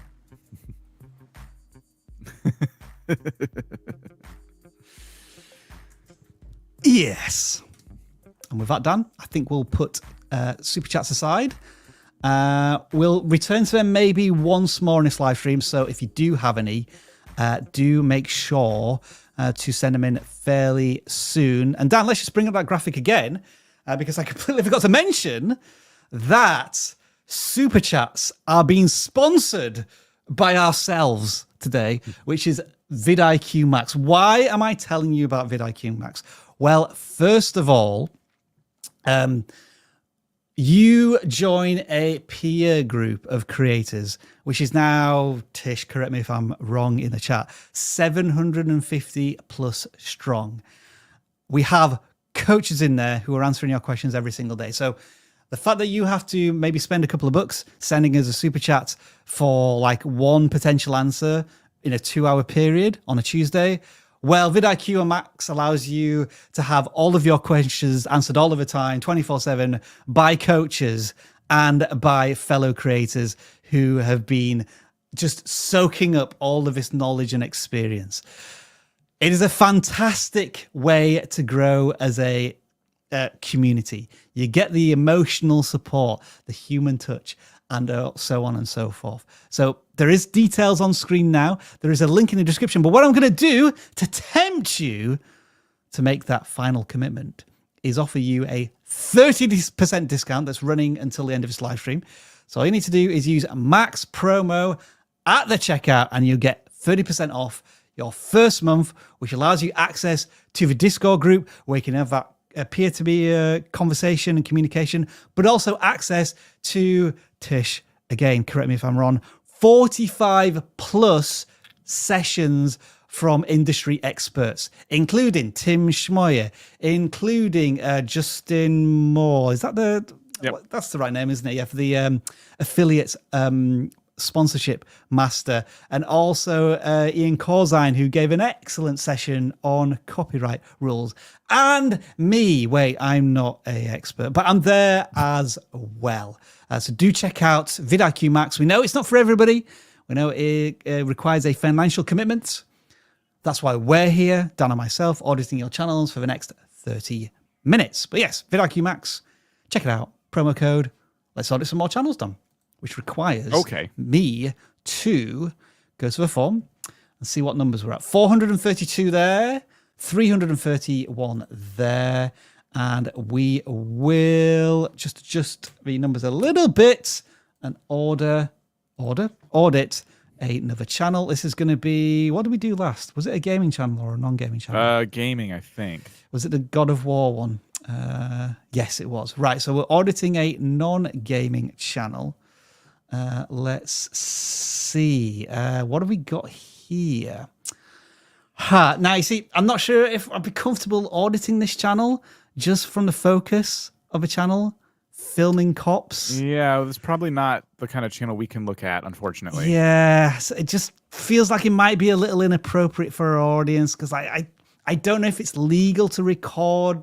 Well, it probably is legal to record the police and what they're doing, but are you doing it with their permission, so on and so forth? So this is just one of these grey areas. I don't know if... Are we agreeing, Dan, that we should just maybe I think apologize? I'm sorry. Yeah. Okay. There are some in the description. You can see the types of channels we will tend to avoid. Okay, so we apologize for that, but we will take a look at the next channel, which is Lady Red Crafting. Beginner crafting. That sounds like it is a safe topic for us to cover. And here we go. Approaching 5,000 subscribers. And Dan, look at this. Wow. They are already on the Halloween and autumn trends. So, you know, for a utility channel, which knows that a lot of their traffic is going to come from search, what type of search terms are going to be peaking at this time of year? Autumn, back to school, Halloween. They've got a 4-week run. No, how many weeks is it till Halloween? About 5 or 6 weeks run up. Yeah. And they're getting traffic, which is great to see. This is a great time of year we're entering into for a channel like this. I imagine this is like going to be for a bit now, like their bread and butter. And they're probably going to be good all the way through Valentine's Day in terms of just having content ideas, which is great. So yeah, enjoy that, because I'm sure once we get to like summer and things, it's a bit more of a struggle. I love these thumbnails. I think like they've made the star of the show, like the thing that they crafted, and that's the right thing to do. Very simple text, easy to read, you know, and great views. How many subscribers does this channel have? 5,000. So Nice. they're just hitting their views to subscriber count is really solid and encouraging. Yeah. So this is a matter of just like, you know, encouragement from us, like keep going.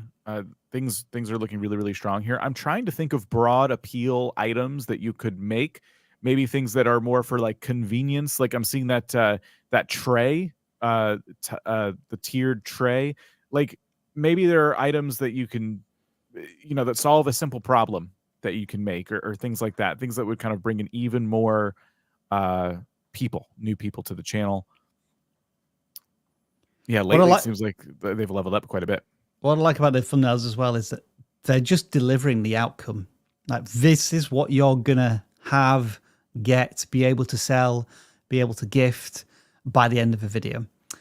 And what's also encouraging as well is like the video lengths. I would say they're quite long for tutorials, but they're still getting clicks, which is interesting. You've also got shorts as well. So maybe you're repurposing the content into shorts, which is cool to see as well. And looks like they're on a particular theme of cheap things that they can make through dollar, you know, hashtag Dollar Tree. Do you need that in a title? I don't know. You could probably move that into the description to have more of an enticing title, perhaps, in your shorts. So that might be one piece of advice, because the shorts don't look to be getting too many views right now. I would say anything under 1,000 views for shorts, that's kind of my benchmark, Dan, for just how much YouTube is going to test the content. I think up to 1,000 views, you might as well class them as impressions. And then once you're getting into thousands, tens of thousands of views, those are actual genuine views where I think people are watching because YouTube's found the right audience for that content. So maybe a little work is required on the shorts, but I don't know particularly what without watching them. But yeah, is there anything else we can say about this channel? Yeah, I was thinking about another type of content they could try. This is completely out of left field. You can totally ignore this if you want, but I'm just imagining by now you probably have a lot of items that you've made, and you probably have little displays around your place where you've taken the things you've made and you've put them in a nice little, you know, you've decorated a spot, right? So what if you did a little tour of like one of those spaces in your house, and you said like the price it took you to decorate? Like, so that was the draw of the video, is like all of this for $120, right? It's like the price becomes like the text on the thumbnail, and it's about decorating for fall on a budget.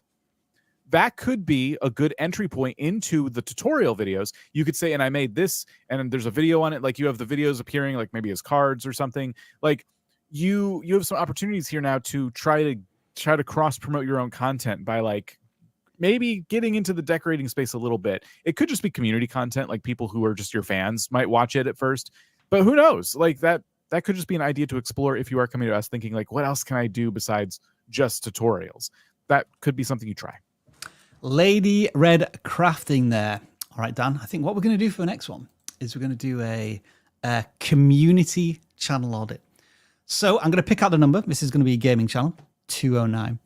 And I want you, the live stream audience, to contribute to this review with observations, encouragement, constructive criticism. That's what we want. But we've been training you for this. And the reason we're doing this, yes, Dan, is because we want to know what you've learned about how to review a channel so that you can apply it to your own content.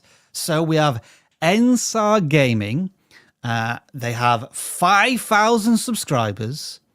And these are the videos that they have. I guess maybe I need to check. A live stream. They're live streams. Okay, so this... So we've really thrown them a curveball. Yeah, so let's go to what they're live streaming here. And yeah, give us your thoughts. And I will put some of those comments on screen. As Dan, I don't want you to go into too much detail, but let's just give me one observation here, and I'm going to stick some comments on here. So I think titles being long is a good call out.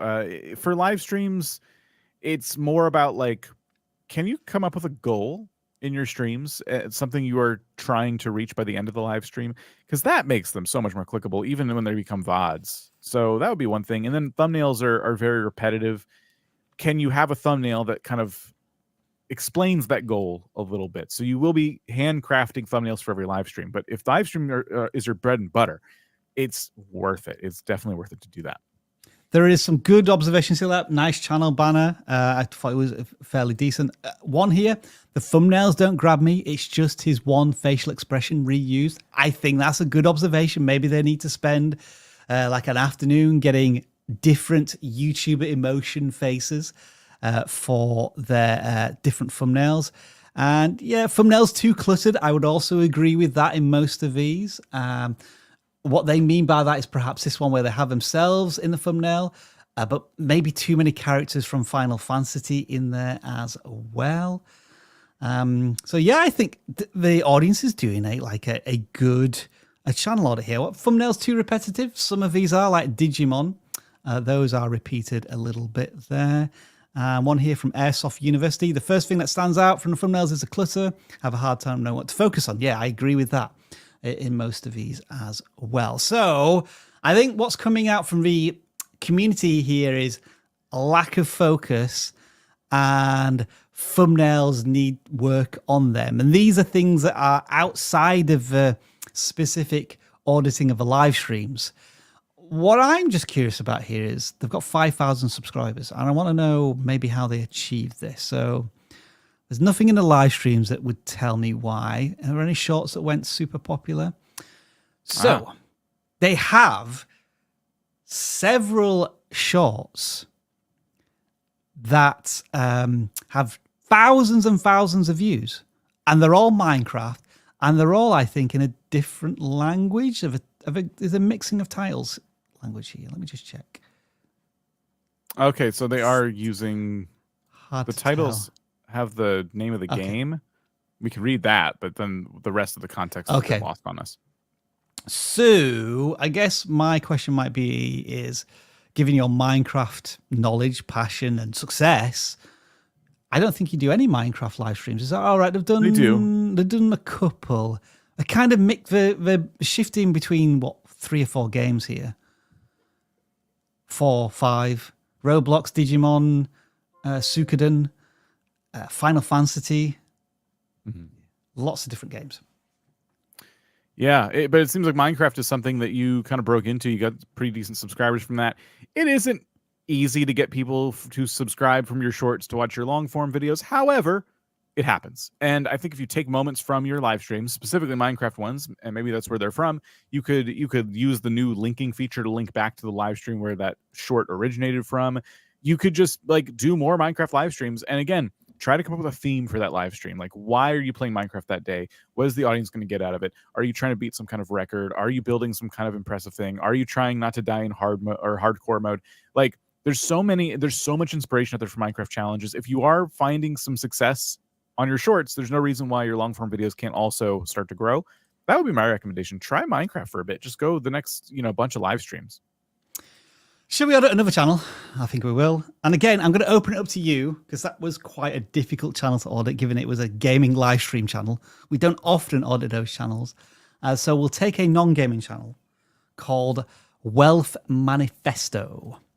And I will try and pick out some comments again as you review this channel, which has 44 subscribers, unveiling the art of business and money through stories, 21 videos, and let me check again. They are a long form video channel. The reason I was checking that because they made a few videos 3 years ago and now they've returned after a long hiatus.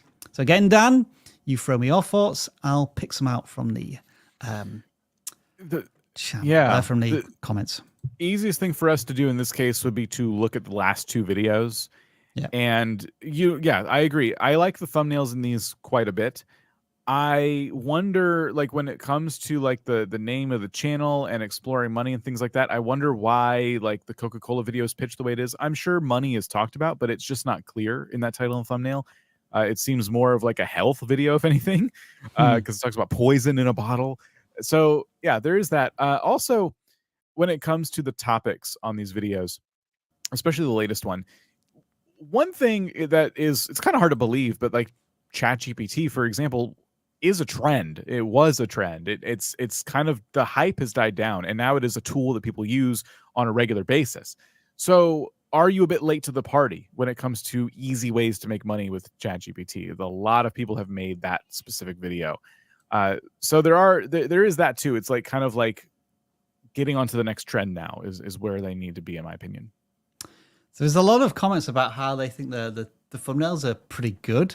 I would generally agree with them. They're like well framed so that your eye can follow the elements very quickly and immediately, so you know what the channel's about.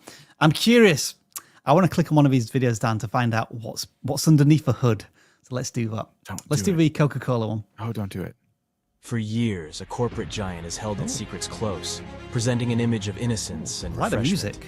But what if I told you that beneath the surface is a sinister reality, is that carefully crafted to keep us all in the dark?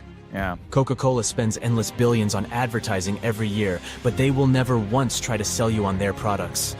They sell an idea of happiness, harmony, and togetherness, but some would say it's a distraction from the disturbing truth. There are a lot of serious accusations against the... I'll stop it there before we listen to the serious accusations. We don't want them on this channel. I don't like serious accusations. I'm a very silly person. I enjoyed the epic music, the build-up. Was it an AI voice? Could have been a good one. Yeah. Easier to listen to. I'm not sure. I'm undecided. Mm-hmm.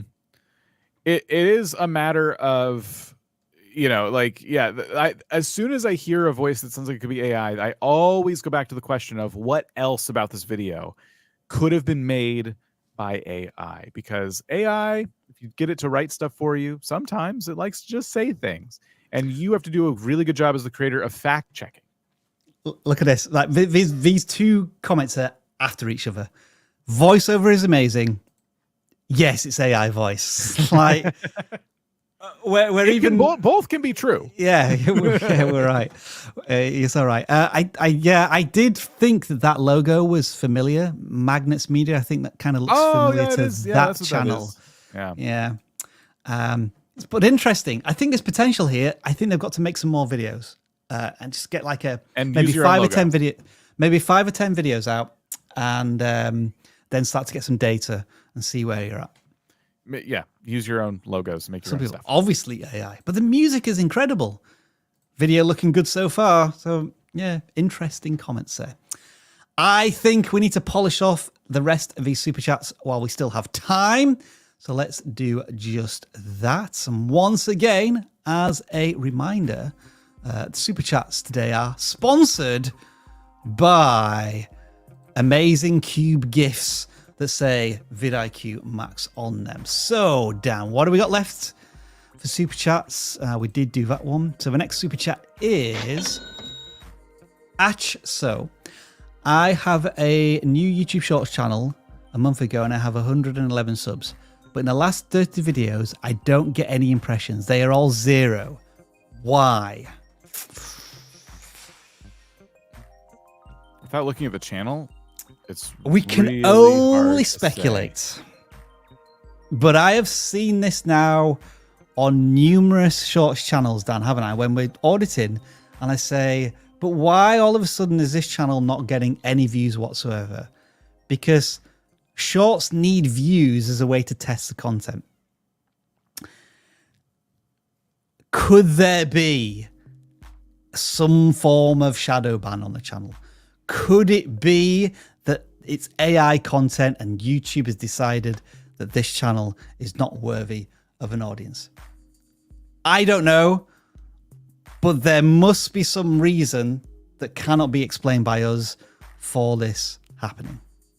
Yeah. I'm guessing Dan just doesn't want to say that word, shadow banned. And if I could reverse and not say that word, so you never heard it, then there you go. But I don't know how to answer the question. Ourselves, if YouTube, we think YouTube could detect if content is like fully AI generated. And we also think as a result, it could make it so that content does not get shared. Watch Friday's video or John's video that he published last week. And that it's not going to give you an answer, but it's maybe going to give you an idea of what can cause this to happen. Melted Cinema is back. Why can't we select both long and short on a submission form for video types? I started with shorts, but now I'm making both. You know what? That's a very good question. I guess it's because I set up the form as a radio group, and maybe I just need to add a both option. I always looked at it as, which one do you want us to focus on? Yeah, what did you feel like you need the most help with? Yeah. Because we can look at both, and we obviously have plenty of times. But if you tell us, I in particular need you to look at my shorts, what the heck is going on? That helps us focus, because we want to give you the best review possible. We only have so much time for each channel. So I would encourage actually us not to change it. Maybe we reword it as a question of what aspect of your content creation do you want us to focus on the most? You've convinced me, Dan. I will not change it. One Thing Books for $5 Canadian. Thank you there. Her Squares Dating Pool Show. Thousands of views, but less than 500 subs. Why? My first response to this always is, don't worry about the subs. They will take care of themselves. If you're getting views, then you're building an audience on YouTube. The reason why that might be happening is because there isn't a community connection with your content. For example, I'm not saying you're doing this, but for example, if it was just random clips from random dating shows, that's just consumption content that somebody's going to enjoy, but it's not going to convince them to subscribe to your channel because they don't necessarily care about your personal journey on YouTube because it feels like they can find that content anywhere. Or it could be that you're not putting in appropriate calls to action at valuable moments in the video where you say, hey, I hope you enjoy this content. I am on the journey to 1,000 subscribers to help me monetize and reinvest all of that back into the channel to make better content for you. So I'd really appreciate a click on the red button. Oh, no, it's a white button these days, isn't it? However you want to pitch it. That would be my answer. Look at your returning viewers graph. Yep. That's if what they I would have do. that data. If you have that data, because that always feels really good to see the people coming back to your channel. YouTube is not going to give you a play button for returning viewers. I get it. But it's so easy to follow someone's channel without subscribing these days. I think that's the biggest reason people don't subscribe. We want them to. It's fun. It's a fun number to watch go up, but it is ultimately, other than this, completely meaningless. Bit of a subtle flex there from Dan. Jesus Vas, however we pronounce your name. Thank you for all of the videos that you make. I just started my van life outdoor adventure channel. Any tips? Van tours. Yeah, van tours always. Day in the life. Those are like, oh man, I could watch those forever, and I have no interest in living in a van. It's so fascinating to watch someone live that lifestyle, and those videos will always do better from the van channels I've seen, the van life channels I've seen. Those videos tend to do so much better than anything else the channel uploads, because people are like, what's your van? What's it like to live in this thing? You know, they just want to see. So don't get too discouraged by that. You know, try other things too. But, you know, I think if you make an update, a change or anything, definitely update that van life tour of your van. You know, it's, oh man, content does so well. I think this is kind of a generalization. I hope I'm right with this. Audiences of van life content appreciate the authenticity, the rawness, you know, almost like less planning, being spontaneous. So don't worry too much about the camera quality. Obviously, try and have as good audio as you can. But, you know, those moments where you make mistakes, or like you drop the camera, or like, you know, bloopers, that type of thing, kind of leave all of that in, because I think that really connects back to that like van life, off the grid, spontaneous lifestyle that you all love and enjoy. Would be my general ideas to get you started. Like, don't be afraid to just press record all of the time and capture footage. We got a new member, Dan. Hey. Be warned, Screaming Goat Valley Homestead has just got a fantastic channel name. That's a fantastic name. This is another super thanks here from One Thing Books. That's another $5 Canadian. Awesome. And some sad news. Gameless Plus has joined us as a new member. I don't know why that's sad news. This is the only sound effects I had left. And we always have one every single week. Shirag Mehta says, review please. If you watched the beginning of this live stream, you will know that super chats do not influence whether or not you get a channel audit, but we do appreciate you watching this content, and hopefully you contributed when auditing other people's channels, and somebody else has just snuck in there as a last super chat. Analytics with Chris. We focus on different sports and have had success with all of them. Would focusing on one possibly get a better returning audience? I think yes, definitely a better returning audience. For example, I'm a huge soccer fan. I hate basketball. So I would want to see football stats just all of the time. Yeah. I think you could silo that into different channels, like become the master in football analytics and then start another channel and become the master in baseball analytics, and so on and so forth. It would be really interesting. I don't think we have this kind of data, but it'd be really interesting to see, let's say annually, right? Like you cover football, soccer, like it comes back around every season, right? And so you cover it again. It would be so fascinating to know the people who return to that specific content. It's like, hey, a bunch of people who used to watch this came back when you uploaded it again the following year. Isn't that cool? Like, that would kind of tell you, maybe you just have your audience broken up into all these subsections. So you don't get as many views on the basketball content as you do on soccer, but your soccer people return when soccer returns. That could be happening in the background very easily, but it's hard to know. And that concludes all of our super chats that were sponsored by the vidIQ Max Spinning Cube gift. Don't forget, if you want to ask questions like you've been seeing for the last 2 hours, but have them answered on a very regular basis, then join vidIQ Max with the promo code at the bottom of the screen for 30% off. And Shirag Mehta has just jumped in there. I got 500,000 views, I guess, on the first video and 100,000 views on my second. How can I keep those views up consistently? That's awesome. Like, yeah. I think the 625 people watching this live stream, and 624 people would just kill to have those numbers in the first 2 videos. You're in like the 0.0001% of creators if you've managed to do that. So make more content around whatever those topics were. Don't hold yourself to your biggest video. Yeah. A lot of channels out there have a video like that where it's up here and everything else is down here. That's okay. Like, that's totally normal. Do not stress yourself out trying to do that every single time. Let things just kind of grow naturally. This is one of the fears of going viral. People talk about, it's actually not a great thing. You know, it can be. Just go in with the right expectations. All right. That's it. No more super chats. Yeah. Don't send us in any more super chats. Super chats. We're probably not going to read them. Correct. What we're going to do instead is be really mean to everybody who filled out the form and say, we're not using a form anymore.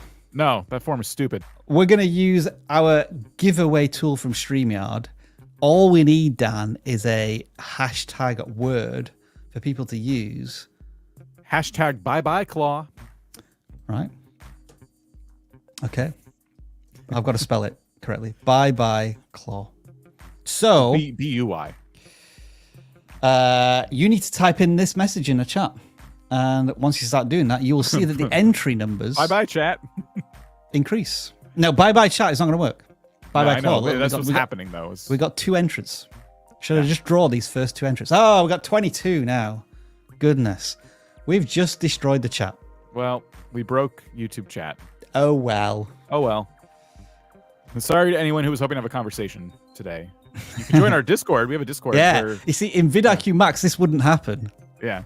Well, in our public Discord, too. Although, can I ask everybody who's in vidIQ Max right now, one of the members, can you just go into the Discord now and put in hashtag bye-bye claw and just confuse everybody in vidIQ Max for 10 minutes? That'd be really funny. It would be so funny. Right, shall we draw some people, Dan? Yes. All right, let's see if I can time this correctly. At least that sound effect's working. No, I was too fast. Isa Kitchen. Oh, and I want to turn off my music as well. I always leave that playing in the background when I forget. Right, Isa's Kitchen. Let's see if I can find this channel. It was a cookie profile picture, and they've got 617 subscribers. And you know what I like about this channel, Dan? It's just all sweets, desserts. Tasty stuff with delectable, lovely thumbnails. I'm into this channel. Yeah, I'm going to pick on one in particular, but it could be definitely passed over to other videos too. Best Oreo cake. You need to try this recipe. I love it. Love the simplicity. Yeah. Give me something. How long does it take? How many ingredients? The video above does talk about only 2 ingredients. So those types of numbers help folks determine if they're going to actually click the recipe and learn from it. Because if it's one thing when it comes to cooking is not a lot of people enjoy it. Some people enjoy it. I don't enjoy it. I cook all the time. So when people tell me, hey, there's only like 2 ingredients in this, or hey, this will only take you 20 minutes, you know, that is enticing. That is really, really enticing. And you can still do like, you know, incredible cake, blah, blah, blah. But yeah, like I saw one of them was like 5 minutes. So you are doing that. It's just not all the time. And I'm noticing those videos do have more views than the ones where you don't include something that measures in some way, like the ease or the time it takes. Like pointing out that things are easy or quick, always a really good strategy in this space. I can't fault these thumbnails, Dan. I think they are incredible. So good. These ones where it's just like this repeated hero. Yeah. Like just one item repeated, and it's just so effective. And there are other ones where there's like something in action, like you're scooping up or you're slicing a bit of a cake. Fantastic thumbnails. So I guess the creator's asking, well, why aren't I getting more views? The answer might be that you're just in a really competitive, mature market on YouTube. You may want to take a leaf out of the crafting channel that we saw earlier and think about, especially getting into the Halloween season and holidays, are there any desserts tied or things tied into those holidays that will help you out? Are you doing any shorts? You haven't explored shorts too much yet. That may be an opportunity for repurposing content, and now you can link those videos directly back to your long form content. But yeah, Dan, I guess you were suggesting add a main benefit to the creation of whatever recipe it is through like cost, time saved, ingredients used, calories it doesn't have, or it's like specific diet. Those type of things may help you just niche down a little bit. But given that you have 600 subscribers, the view counts are nice and healthy, and these all have evergreen potential as well. So excellent stuff from this channel. What a brilliant channel to pick out as a random pick. Yeah, we don't always get that. Right, let's draw again. I'm going to wait a little longer. Then I'm going to play the drum roll. Almost got it right that time. Nature Trips. Do you think we're going to find this channel? It's a bit of a generic channel name.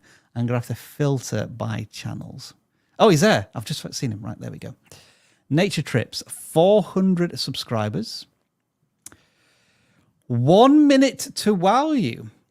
Okay, interesting concept. So this is essentially YouTube shorts that aren't YouTube shorts. They're just over a minute long in most cases.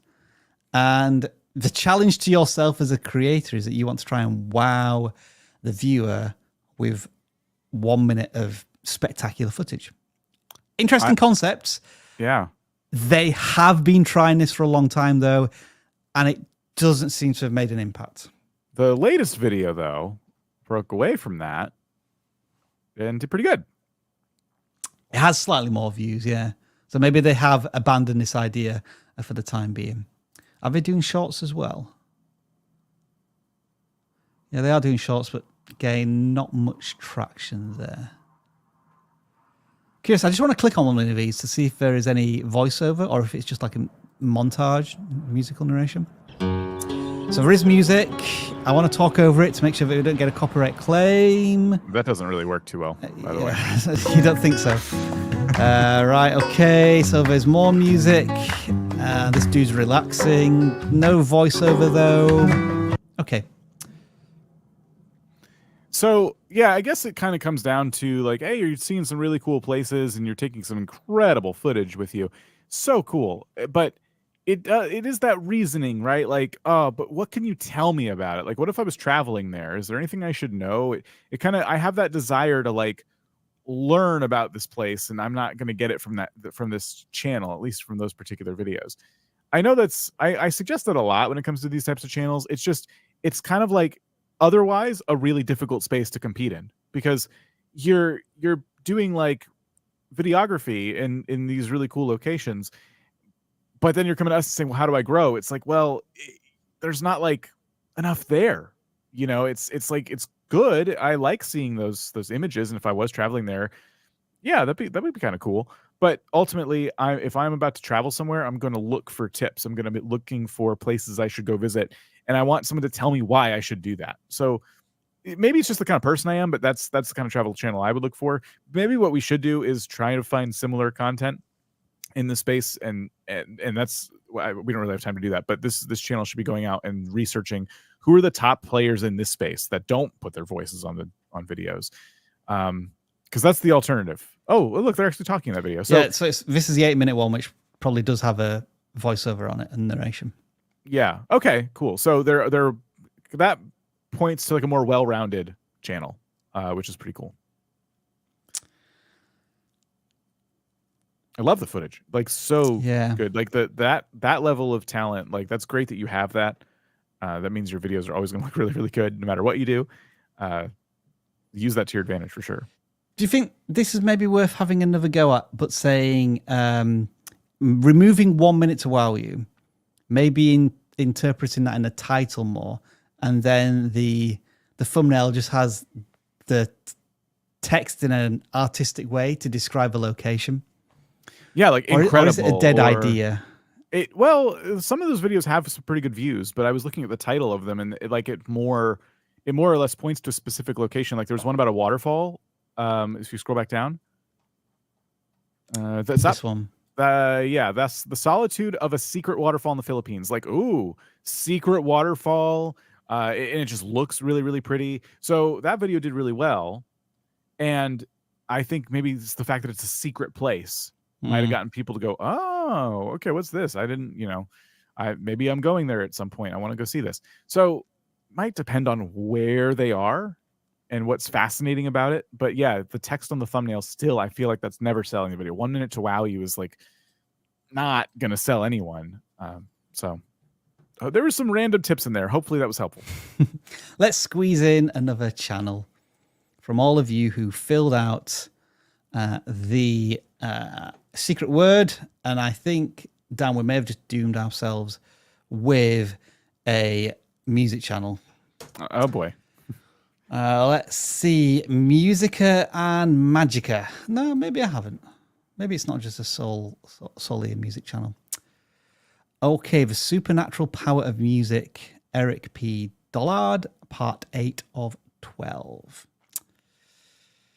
So the people who you are referencing, are they well-known figures in this space? Whatever this space is, I'm still trying to determine that specifically.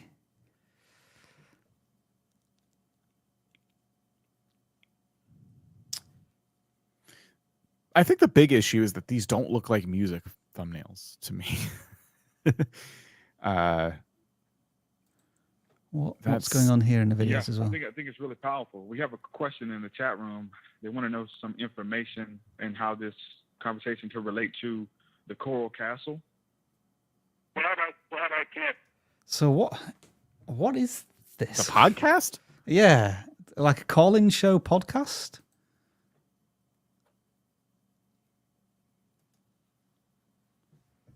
This is taking some deconstruction to figure out. Yeah.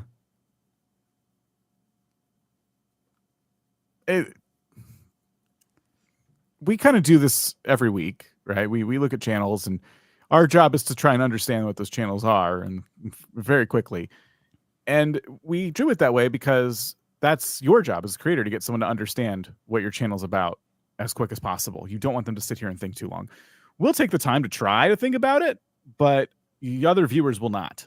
And that is going to be my advice to you: is what is going on? What is this channel about?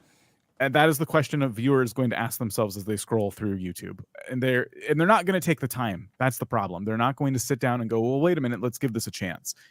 And that is your biggest struggle, I think, as a creator. I think maybe what makes this hard to decode is the text on the screen is presumably a quote from the person being interviewed or the main narrator in the video. And so the text is sometimes difficult to read.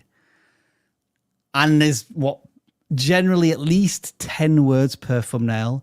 And so that again is a lot to try and decode as somebody's randomly scrolling through a feed. I think this is a good example, Dan, as well. We had the super chat question. Should I include my channel logo in the thumbnail? Probably not in this case because it's so tiny, so small. It's just a shape on the thumbnail. Yeah. And nothing beyond that. And I guess when you click into the video itself, so this is a fire. Tonight, because there's very so this little, doesn't have any captions on it. The evidence for him is not altogether rock solid. Much more of an audio experience, that one. Yeah. So whatever inspired this channel, try and find the leaders in the space, do your research, try to figure out how can my videos be pitched a different way, because it's impossible for us to figure this out. Maybe certain people in certain areas of expertise could maybe decipher this, but if you're looking for that broad appeal, I would go back to the drawing board for sure. Yeah, I think that's it. Like it's not welcoming. Even us as auditors trying to really delve into this are not picking up the, forgive the pun, vibe of the channel. I like, maybe we're just idiots. We're not the right audience, and that's fine. Yeah. You know, 2 hours into this live stream, we'll accept that we're idiots on this one, and if we've not done you a good service. Yeah. What a way to finish the live stream. Perfect. Perfect. We did it. With us saying we are idiots. Oops. Folks, as always. Don't clip that. Please. Well, you can clip me saying, well, no, because we said we're idiots. I should have said, I'm an idiot. I don't want to involve Dan in this. I'm an idiot. But I have been idioting your channels for the last 2 hours, and I hope you got some value from our channel audits. Dan, it's been an honor and a privilege, but I'm gone. I'm not here next week. Yeah. Good luck flying solo. Thanks. I might start the stream an hour late, by the way, next week. Because I'm out of control. I am filled with power now. I can do whatever I want. So be on the lookout. Pay attention to the time the live stream starts. And if anyone asks, why is it an hour late? I'm going to ban them. That's brutal, but I'm not going to do that. You'll be fine. Clip that. Dan is going to ban you. Don't clip that. Just clip all of the bits which you can take us out of context completely. Don't forget, if you want to take 30% off the vidIQ Max offer that we have, which also includes vidIQ Boost, all of our tools, then do make sure to take advantage of that with a promo code that's in the description. Use a link. And if you're a first-time customer here at vidIQ, you'll get 30% off. Dan, I don't think we have anything left to say, so we'll just both kind of salute in some fun way. Like, yeah, that was unconvincing. Do it again, Dan.